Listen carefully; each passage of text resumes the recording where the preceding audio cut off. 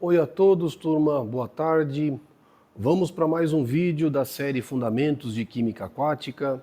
E hoje, esse vídeo, ele é tão legal, o assunto é tão interessante, que vocês podem estar percebendo, a minha homenagem nesse vídeo é a grande banda de thrash metal Motorhead. Sem sombra de dúvida, é uma das minhas bandas prediletas e eu fiz questão de, ao falar na aula nesse tópico de hoje, eu fiz questão de fazer nesse vídeo a homenagem à banda Motorhead. Qual que é o nosso tópico de hoje? O nosso tópico é a gente entender o sistema ácido carbônico. Na verdade, por que esse tópico é extremamente relevante? Porque todas as águas naturais apresentam alguma forma de carbono inorgânico. Todas as águas naturais apresentam carbono inorgânico.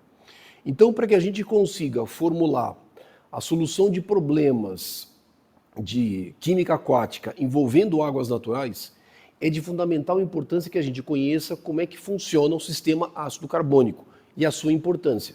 E, logicamente, as ferramentas de cálculo que nós temos para trabalhar com o sistema ácido carbônico. Então, o nosso objetivo nesse nosso vídeo, o objetivo, escrever bem devagar porque o tópico é super bonito. O nosso objetivo é nós falarmos sobre o sistema ácido carbônico.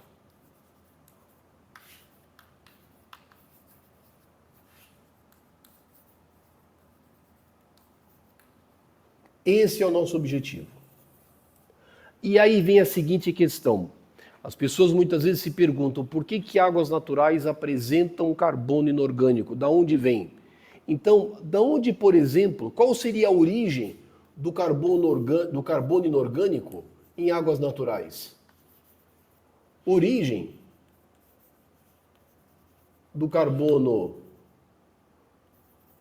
inorgânico em águas naturais.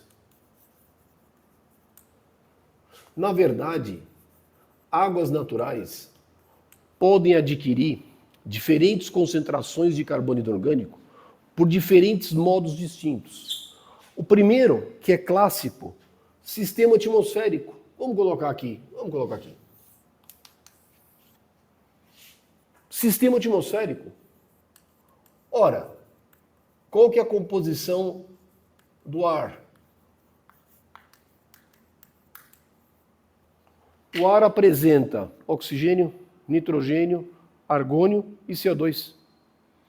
Os gases que compõem preferencialmente a atmosfera é nitrogênio, oxigênio, argônio e CO2. O que significa isso? Significa que nós temos, por exemplo, uma fase líquida, água. Nós temos a atmosfera. Nós temos CO2 na forma de gás. E esse CO2, ele vai entrar em equilíbrio com o CO2 na forma aquosa. Da mesma forma que o oxigênio, ele se equilibra, o oxigênio gasoso, ele se equilibra com o oxigênio na fase líquida.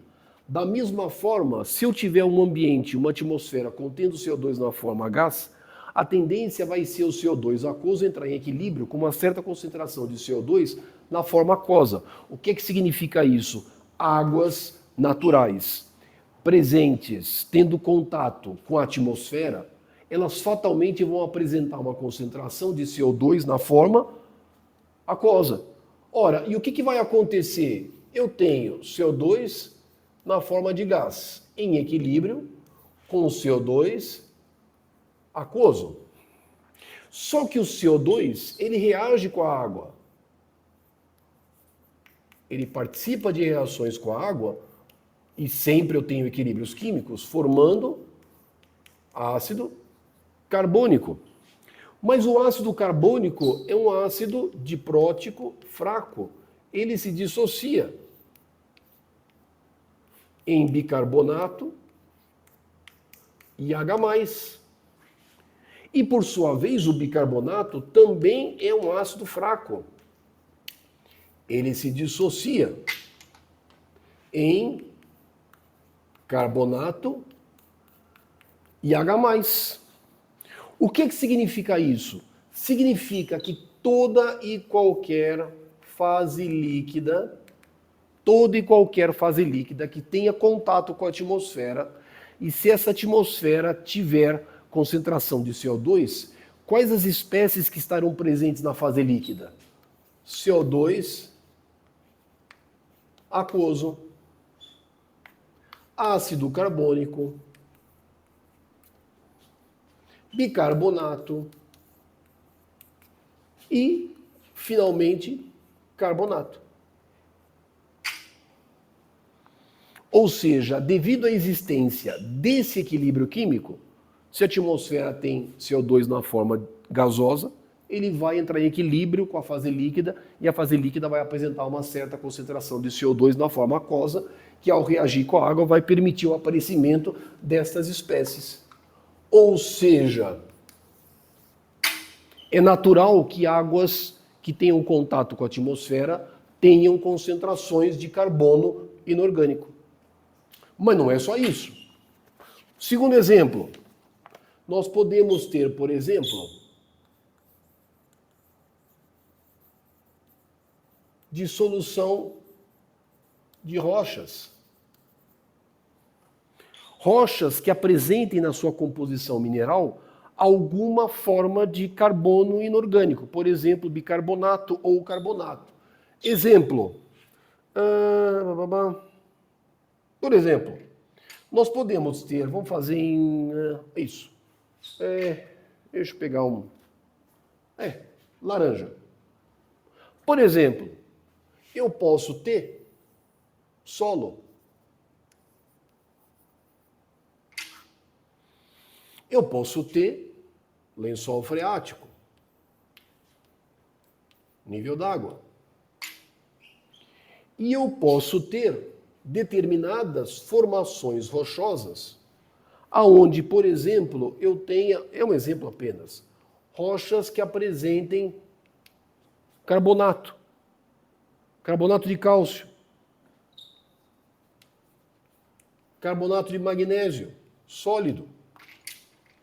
E em contato com a água, qual vai ser a tendência de solução deste material para a fase líquida? Isso aqui são processos de dissolução. E aí o que vai acontecer? A água, em contato com determinados materiais rochosos, com determinados minerais, e a água sendo um solvente, esse material rochoso pode sofrer processos de dissolução, aonde esses elementos minerais passem da forma sólida para a forma dissolvida, para a fase líquida. E a água, portanto, passe a adquirir determinados cátions, determinados ânions, dentre os quais carbonato, bicarbonato e assim por diante. Ou seja, não é apenas eu posso ter ambientes onde eu não tenha contato da fase líquida com CO2 atmosférico, mas eu posso ter contato com rochas carbonatadas, com rochas bicarbonatadas. E para o processo de dissolução, a água apresente concentrações de carbono inorgânico. Terceiro processo, importantíssimo. Terceiro processo, que me justifica por que águas naturais apresentam concentrações de CO2. Ora, processos de fotossíntese e respiração.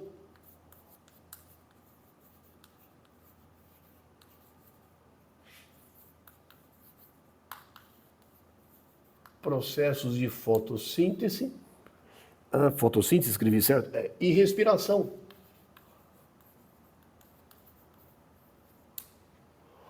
Ora, bolas, eu posso ter, por exemplo, CO2, água. E aí eu posso, através da presença na água do CO2, eu tenho águas com certas concentrações de carbono inorgânico. Eu posso ter organismos que sintetizam CO2 na forma de material celular. Organismos que, por exemplo, produzam material celular. fotoautotróficos. Organismos fotoautotróficos utilizam CO2 do meio, produzindo material celular e produzindo oxigênio. Este é o processo de fotossíntese. Mas eu posso ter o inverso. Eu posso ter a utilização de matéria orgânica, consumo de oxigênio, vamos escrever desta forma, eu posso ter o inverso. E eu posso ter a produção de CO2. Processos de respiração. Ou seja, se eu tiver carbono inorgânico, se eu tiver luz solar, se eu tiver certas classes de micro-organismos, eu posso ter processos onde eu tenha consumo de CO2, processos de produção de CO2, aonde isso é extremamente visível, quando eu tenho, por exemplo, o tratamento por lagoas de estabilização.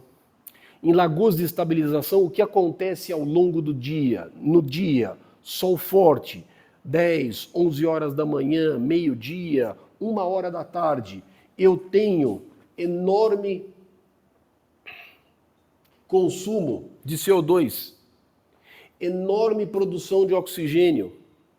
Esse consumo de CO2 faz com que o pH suba.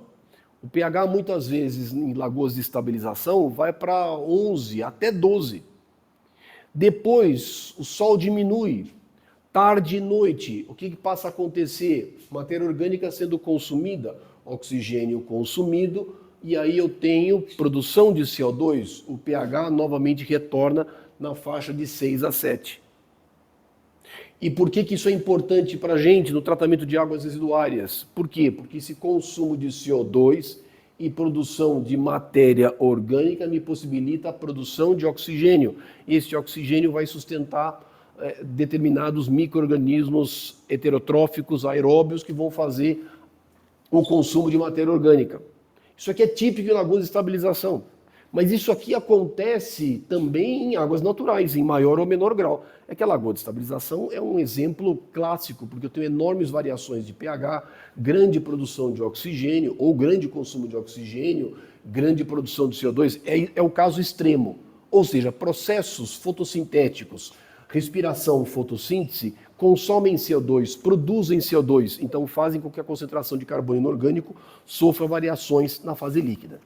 Agora, então, todo esse preâmbulo que eu fiz, o que eu procurei mostrar? A importância de nós conhecermos o sistema ácido carbônico. Por quê? Porque águas naturais, de uma forma ou de outra, sempre apresentarão concentrações de carbono inorgânico. Agora a gente precisa falar um pouquinho sobre os equilíbrios químicos pertinentes. E isso para a gente é de suma importância. Isso aqui para a gente é de suma importância, porque isso é muito pouco abordado e poucas pessoas entendem. E a gente tem que deixar isso muito claro. Isso aqui é um ponto que muitas vezes não é compreendido por muitos alunos, muitas vezes até de pós-graduação. Eles têm uma enorme dificuldade de entender isso. E não sabem de onde veio isso. E o pessoal não sabe. O que acontece? Vamos escrever os equilíbrios químicos.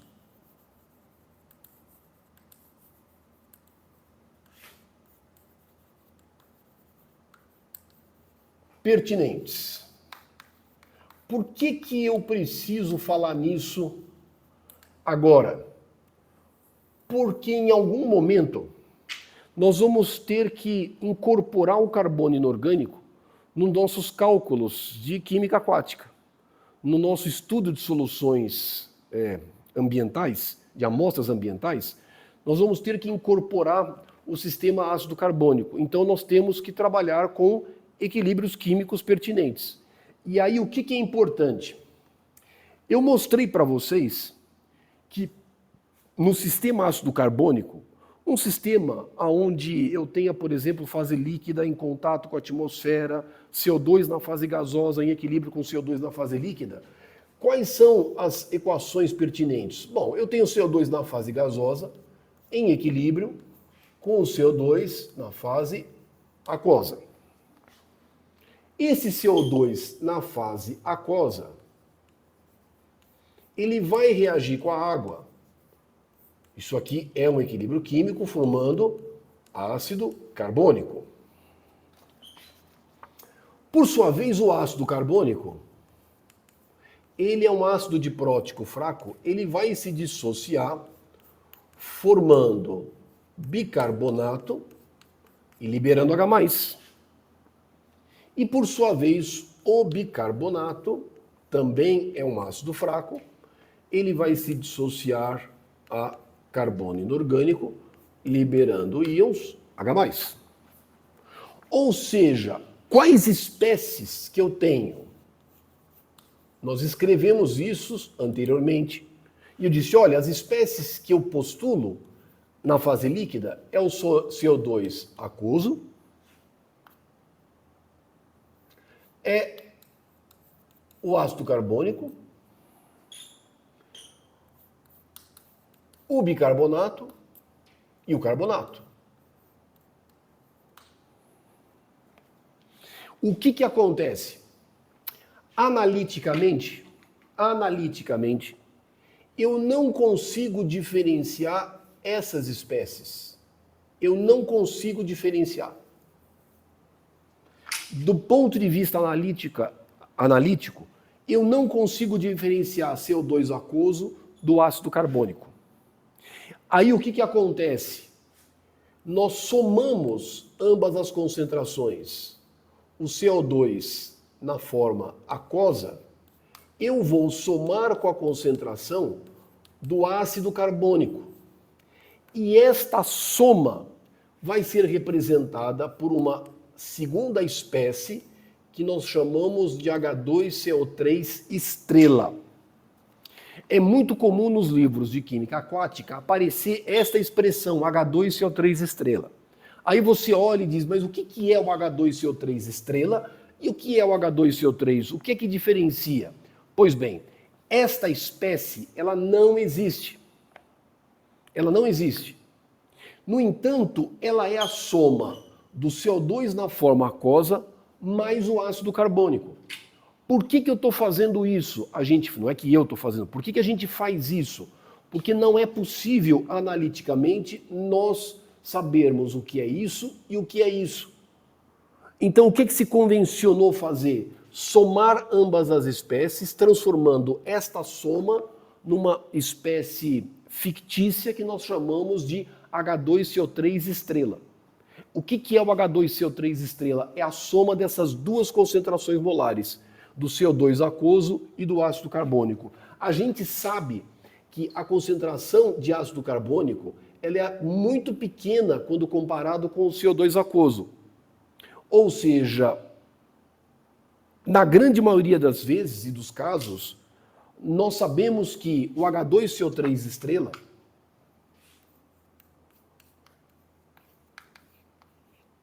portanto, vai ser aproximadamente igual à concentração de CO2 aquoso.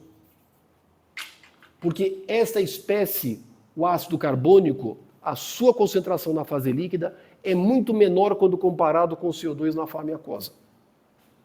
O que é que significa isso? Mais uma vez, toda vez que vocês observarem em algum livro, quando aparecer H2CO3 estrela, vocês têm que saber, essa espécie existe? Não, ela é a soma dessas duas concentrações. No entanto, é justamente esta espécie que nós levamos em consideração nos cálculos.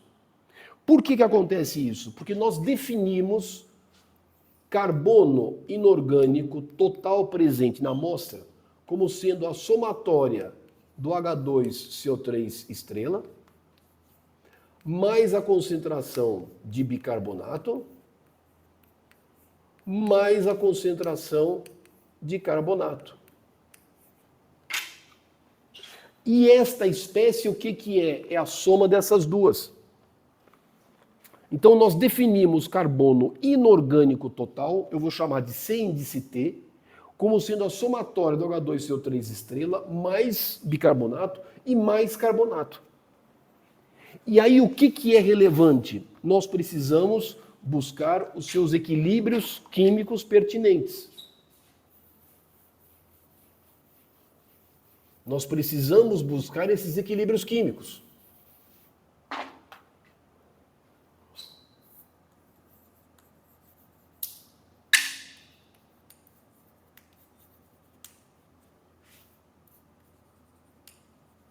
Mas que equilíbrios químicos são esses? Primeiro, a gente precisa de alguma forma saber calcular a concentração de H2CO3 estrela. Caso, por exemplo, eu tenha um ambiente onde eu tenha a fase líquida em contato com a atmosfera. Então, qual é o primeiro equilíbrio químico pertinente? CO2, na forma gasosa, reagindo com a água, formando H2CO3. Só que agora eu não vou escrever H2CO3, eu vou escrever H2CO3 estrela. E essa constante de equilíbrio eu vou chamar de KH. Ou, se você tirar o log, pK índice H. Por sua vez, o H2CO3 estrela, ele é um ácido fraco. Ele vai se dissociar HCO3- mais H+. Eu tenho uma constante de equilíbrio Ka1 ou pKa1. Por sua vez, o bicarbonato também vai se dissociar em carbonato e H+. E eu tenho para o ácido carbônico a sua segunda constante de equilíbrio, Ka2 ou pKa2. Lembrando que toda constante de equilíbrio ela é função da temperatura. E em muitos cálculos nós vamos precisar calcular essas constantes de equilíbrio para diferentes temperaturas. Então, assim, eu vou colocar para vocês uma das muitas expressões que nos permitem calcular estas constantes de equilíbrio em função da temperatura. Eu vou colocar uma, por exemplo, para o pKH. É uma de muitas, eu vou colocar uma. Vocês podem colocar no Google, na literatura, e vocês vão ter dezenas de expressões que me relacionam constantes de equilíbrio do sistema ácido carbônico em função da temperatura. Eu vou colocar uma.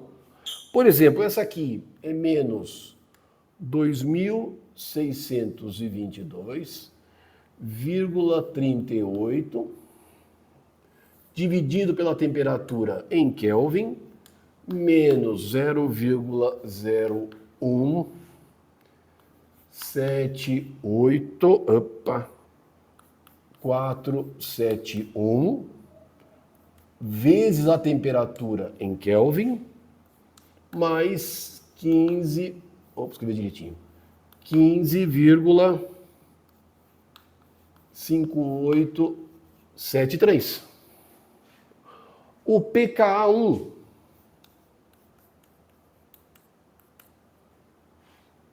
aqui nós temos 3.404,71 dividido pela temperatura em Kelvin, mais 0,032, 0,032, 7687 vezes a temperatura em Kelvin, menos 14,8435. E, finalmente, o pKa2 igual, que é 2902,39 dividido pela temperatura, mais 0,02379 vezes a temperatura em Kelvin menos 6,49880. Importante, essa temperatura é sempre a temperatura da fase líquida em Kelvin. Com essas expressões, nós conseguimos calcular essas constantes de equilíbrio para diferentes temperaturas. Eu não preciso ficar, muitas vezes, calculando ΔG, energia livre de Gibbs, e depois variação da entalpia. Eu posso utilizar inúmeras equações empíricas que me permitem calcular essas constantes de equilíbrio em função da temperatura. Muitas vezes, nos nossos cálculos, a gente precisa calcular a concentração de CO2 na fase gasosa. E essa concentração para atmosferas relativamente limpas é igual a 10 elevado a menos 3,5 atmosfera. Lembra que toda vez que nós temos constantes de equilíbrio que envolvam reações que envolvam fase gasosa, a concentração na fase gasosa é sempre pressão parcial na forma e na concentração. É sempre pressão parcial cuja unidade é em atmosferas. Então, na atmosfera relativamente protegida, sem grandes alterações, grandes contaminações, a pressão parcial do CO2 é aproximadamente igual a 10 elevado a menos 3,5 atmosferas. E está aqui em cima, a gente precisa desta pressão parcial. Ou seja, agora, nós, de alguma forma, nós conhecemos as equações que são pertinentes, conhecemos as suas constantes de equilíbrio, e agora a gente tem que estudar os diferentes modelos que nos representam o comportamento do CO2 na fase aquosa. Ou seja, na verdade, nós temos que conhecer, propor diferentes modelos termodinâmicos que me representem a fase líquida, podendo ela estar ou não em equilíbrio com a atmosfera, com o CO2 atmosférico. Então, é o nosso próximo ponto. Nosso tópico. E aí, o que nós vamos fazer? Nós temos dois grandes modelos de trabalho. Dois grandes modelos. Eu vou chamar de modelos termodinâmicos.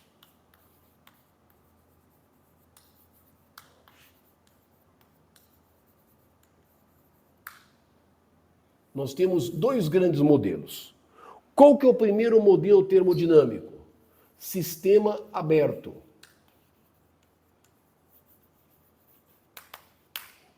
Sistema aberto. O que é o sistema aberto? O sistema aberto, imagine o seguinte, eu tenho a fase líquida,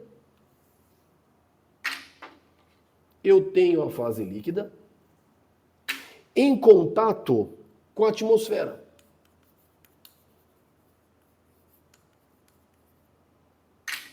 Por que é dito um sistema termodinâmico aberto? Porque nesse caso, a minha fase líquida, se nós, por exemplo, estabelecermos aqui um volume de controle,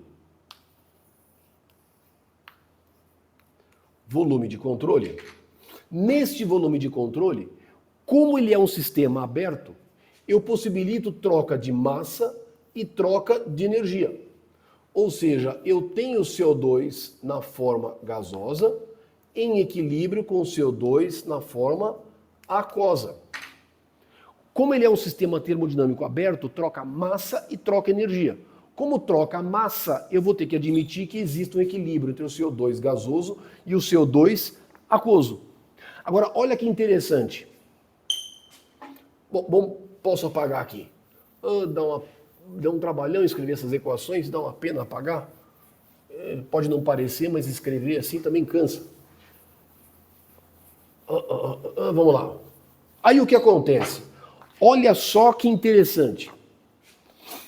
O meu sistema não está equilibrado? O CO2 gasoso não está em equilíbrio com o CO2 na forma aquosa? Sim, está em equilíbrio. O que eu posso escrever? CO2 na forma gasosa está em equilíbrio, reage com a água, e aí vai me possibilitar o aparecimento do H2CO3, estrela. Esse H2CO3 estrela, essa constante de equilíbrio, ela é igual a KH. É uma constante de equilíbrio conhecida que eu posso calcular em função da temperatura. Mas olha que interessante, vamos escrever o que é essa constante de equilíbrio, da forma como ela está proposta. É H2CO3, estrela, concentração molar dos produtos, dividido pela concentração molar dos reagentes. CO2 na forma gasosa e aqui aparece a água. Mas lembra que a água vale quanto? A água vale 1. E esta espécie, quanto vale? Esta espécie aqui, ela é constante, ela é CO2 na forma gasosa. CO2 na forma gasosa, a sua concentração, ela é constante. Por que ela é constante? Porque eu tenho uma pressão parcial do CO2 na atmosfera constante. Então, esta grandeza nada mais é do que a pressão parcial do CO2 na atmosfera. Eu vou chamar de P, índice P, CO2. Isso aqui é pressão parcial.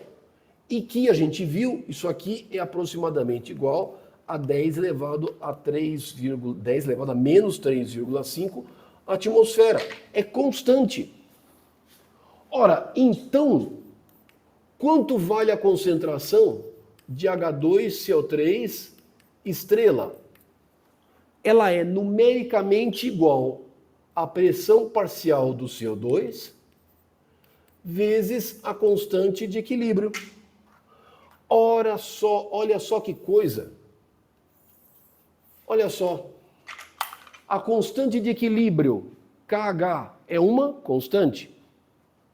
A pressão parcial do CO2 na atmosfera é uma constante. Então a concentração de H2CO3 estrela na fase líquida, ela vai ser constante. Ela vai ser constante. E esta concentração independe do pH.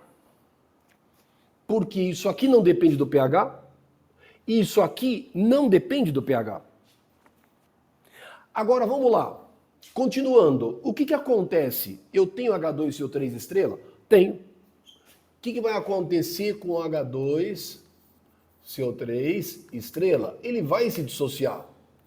Em que H mais HCO3 menos. E essa constante de equilíbrio é Ka1. E essa constante de equilíbrio, ela é a temperatura 25 graus Celsius, ela é aproximadamente 10 elevado a menos 6,3. Ela é conhecida. Vamos escrever o que é Ka1. É a concentração molar dos produtos dividido pela concentração molar dos reagentes.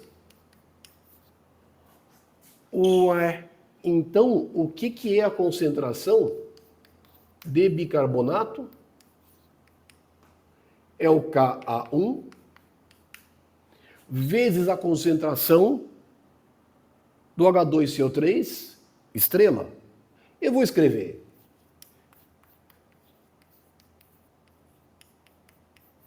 dividido por H+. Mas acontece que o que é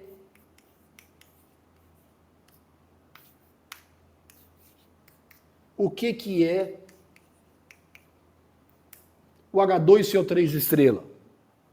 É a pressão parcial do CO2 vezes o K índice H.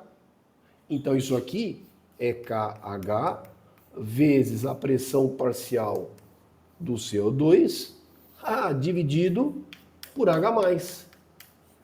Olha aqui uma expressão que me permite calcular a concentração do bicarbonato na fase líquida em função da pressão parcial do CO2 na atmosfera, a sua constante de equilíbrio K índice H, a constante de equilíbrio K1, a primeira constante de equilíbrio do ácido carbônico, e função do pH. Diferentemente do H2CO3 estrela, cuja concentração não varia com o pH, a concentração de bicarbonato varia com o pH. E ela é inversamente proporcional. Se o pH subir, se o pH sobe, isso aqui cai. Se isso aqui cair, vamos falar direito. Se o pH subir, se o pH sobe, isso aqui cai. Se isso aqui, pH sobe, a concentração de H+ diminui. Se isso H diminui, se o H+ diminui, a concentração de bicarbonato aumenta. Se o pH ele é muito, muito, muito alto, isso aqui é muito alto, isso aqui fica muito baixo. Mas não terminou. Não terminou. O que acontece com o bicarbonato? Não, o bicarbonato também é um ácido fraco. Ele se dissocia em H+ e CO3-2. Isso aqui tem uma segunda constante de equilíbrio, Ka2. O que é Ka2? É a concentração molar dos produtos dividido pela concentração molar dos reagentes. Mas veja só, o que é a concentração de CO? De carbonato. Vamos isolar o carbonato. Deixa eu ver se está aparecendo aqui. O que é o carbonato? É a constante de equilíbrio Ka2 vezes a concentração do bicarbonato, né, dividido pela concentração de H+. Mas o que eu vou fazer agora? Eu vou substituir a concentração de bicarbonato aqui. E aí eu vou escrever a concentração de carbonato na fase líquida como sendo igual Ka1 vezes Ka2, K1, K2, K índice H, pressão parcial do CO2, só que agora isso aqui é H+ ao quadrado. Pronto! Agora consegui calcular a concentração de carbonato na fase líquida para um sistema termodinâmico aberto, considerando o sistema ácido carbônico na fase líquida. Eu calculei a concentração das 3 espécies. E aí é lógico, o que a gente pode fazer? A gente pode fazer um gráfico. Nós podemos colocar num gráfico todas essas espécies. E aí nós temos este jeitão.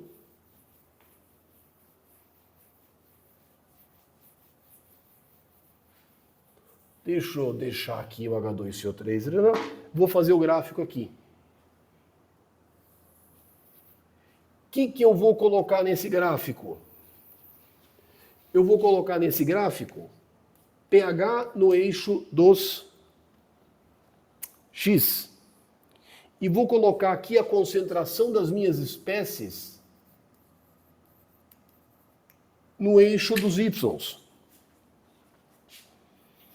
Vamos ver se eu consigo fazer aqui.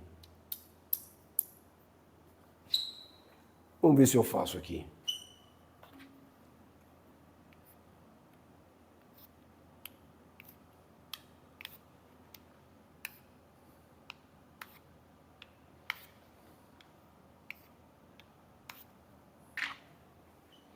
Vamos tentar colocar aqui os valores de pH.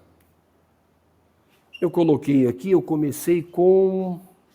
Deixa eu ver, o gráfico está saindo lá. Eu vou começar aqui com 4, 5, 6, 7, 8, 9, 10, 11, 12, 13.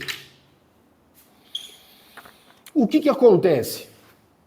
Vamos pegar a nossa primeira espécie, o H2CO3 estrela. Essa é fácil. Veja que a concentração do H2CO3 estrela, ela não depende do pH. Ela só depende da pressão parcial do CO2, depende da constante de equilíbrio, o K índice H. Então a concentração do H2CO3 estrela, ela é, deixa eu colocar aqui, ela é constante. Esta espécie é o H2CO3 estrela. Ela é constante. Não varia com o pH. Não varia. Essa está fácil. E essa espécie aqui? Bom, vamos ter cuidado. Vamos fazer em amarelo. Deixa eu ver aonde que ela cruza. Aqui mais ou menos 6, 7. É alguma coisa assim.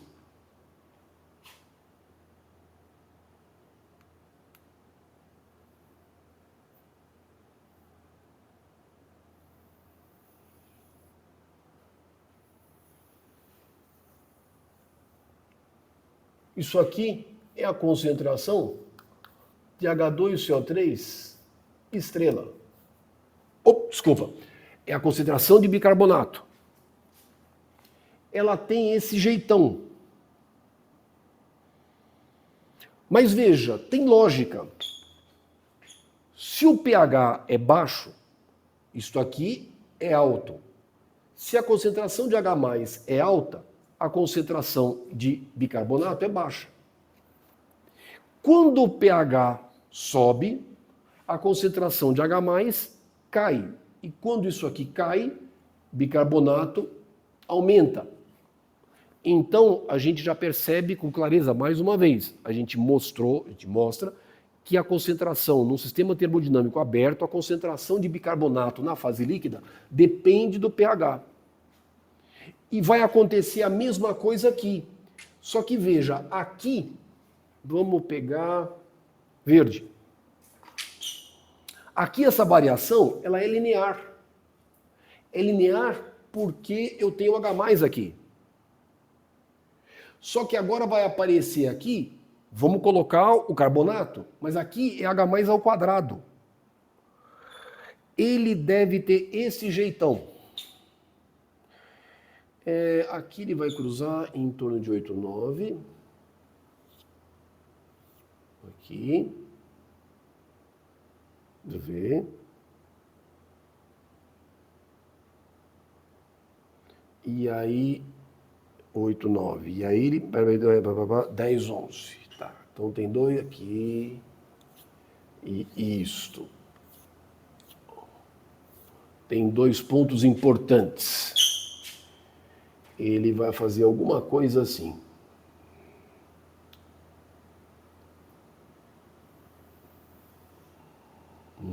Sete, 8. Oh, peraí. Não, peraí, tá certo. Ele vai cruzar. Vamos fazer o gráfico direitinho? Não vamos errar. Ele vai cruzar 7, 8, tá aqui. Isso, tá certo. Então ele vai cruzar aqui. 7, 8.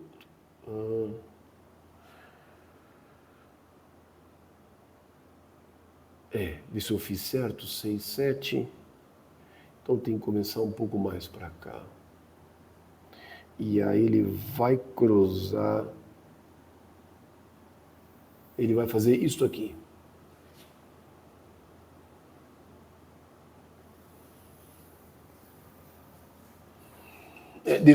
Não vou diminuir tanto, deixa eu fazer alguma coisa assim. Não vou conseguir fazer. Esta é a concentração de carbonato.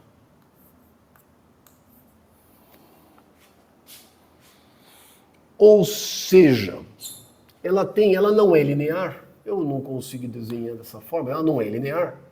Porque a variação da concentração do carbonato na fase líquida varia ao quadrado com a concentração de H+. Mas observa, quando H+, lógico, quando o pH é baixo, H+ é alto. Então a concentração de bicarbonato é baixa. Na verdade, deveria fazer alguma coisa assim. Deixa eu corrigir. Alguma coisa assim. Isso, para dar uma curva. Aí o que acontece? A concentração de carbonato, quando o pH é baixo, é lógico que ela é pequena. Porque todo carbono inorgânico, ele está na forma de ácido carbônico e bicarbonato. Na hora que eu vou subindo o pH, o bicarbonato, o ácido carbônico e o bicarbonato vão se dissociando e vai aparecendo o carbonato. Mas veja, a concentração de bicarbonato é função do pH. A concentração de carbonato é função do pH. Então, estas espécies, a concentração dessas espécies na fase líquida, num sistema termodinâmico aberto, variam com o pH. E a soma de todas essas espécies é o que nós chamamos de carbono inorgânico total. Vamos pegar o azul, e aí se você somar, ele dá esse jeitão aqui. Esta curva em azul é o que nós chamamos de carbono inorgânico total, e o carbono inorgânico total é a soma do CO3, H2CO3 estrela, mais a soma bicarbonato, mais o carbonato. E estas concentrações variam em função do pH. Isso para um sistema termodinâmico aberto. Ou seja, num sistema termodinâmico aberto, quais são os pontos relevantes? A concentração dessas espécies, bicarbonato e carbonato, varia com o pH. Isso faz com que a concentração do carbono inorgânico total em sistemas termodinâmicos abertos seja função do pH.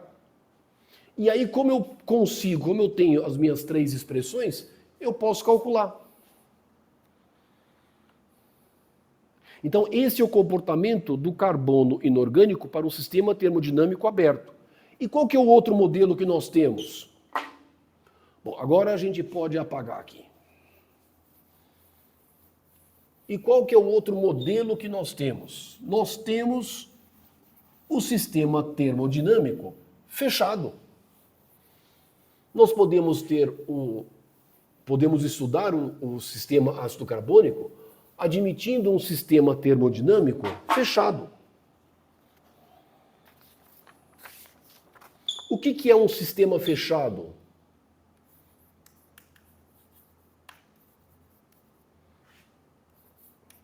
Num sistema fechado, nós podemos postular a nossa fase líquida,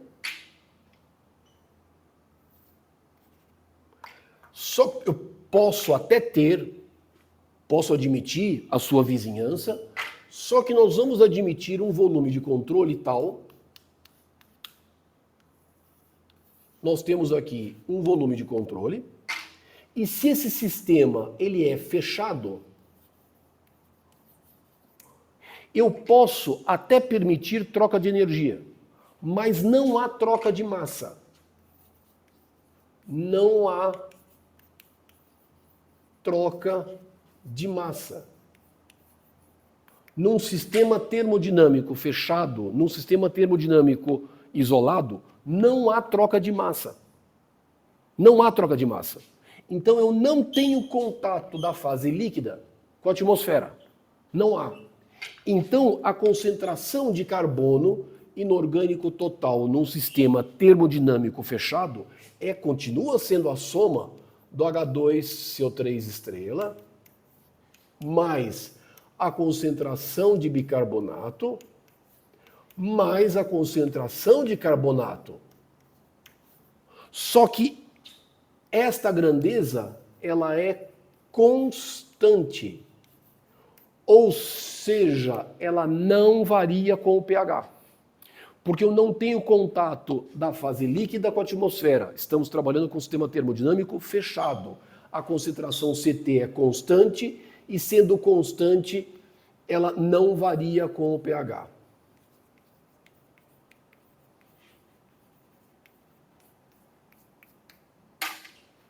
Aí a pergunta, e como é que eu posso calcular esta concentração num sistema termodinâmico fechado?